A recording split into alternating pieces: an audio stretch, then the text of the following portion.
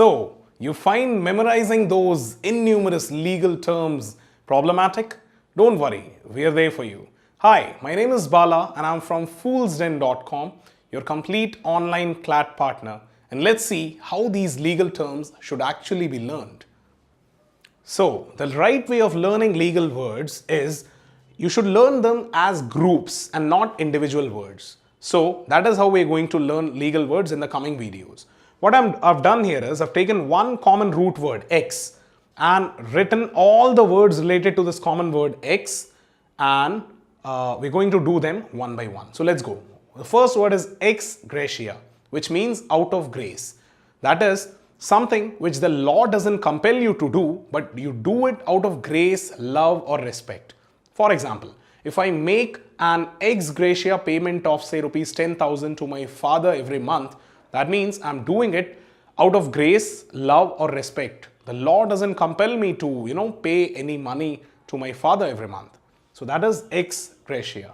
The second word is ex officio, which means by virtue of position or authority.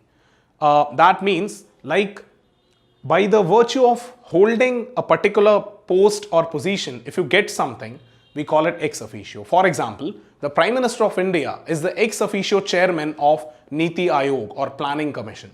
So he is naturally a part of the Niti Aayog and he is the head of it by the position, by the virtue of being the Prime Minister of India. The next word is ex parte.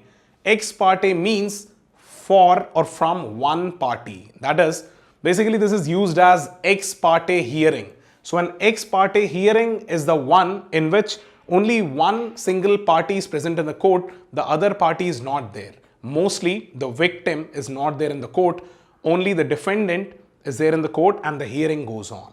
The next term is ex injuria zu non orator. This is pronounced as zu and not just.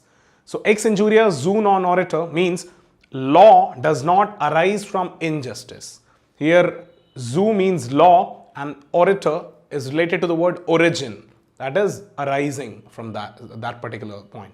So ex injuria zu non orator means law doesn't arise from injustice. That means like if you are not correct in the eyes of law, you cannot go to the court and file a case against someone. For example, if you are riding your bike on the wrong side of the road and you are hit by a car, you cannot sue that person in the court, or you cannot take him to the court saying that he was over speeding and he hit you and you got injured.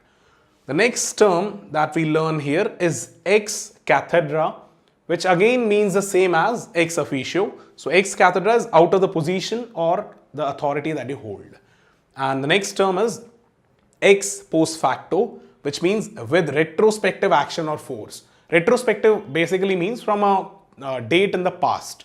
So if I say that, say I got a salary hike, I got an ex post facto salary hike, that means my salary has been increased or hiked from a date in the past. Say for the past 2 years, my salary, what I've got will be hiked, right? The last word that we have here is extradition, which means to hand over a person to the country where actually he has committed the crime. For example, as we know that these days Vijay Mallya is in the UK and he has committed some crimes in India. So if the UK government extradites him to India, that means they'll be sending him to India to be punished. So we hope that you liked our first video in a series of videos on legal terms and maxims.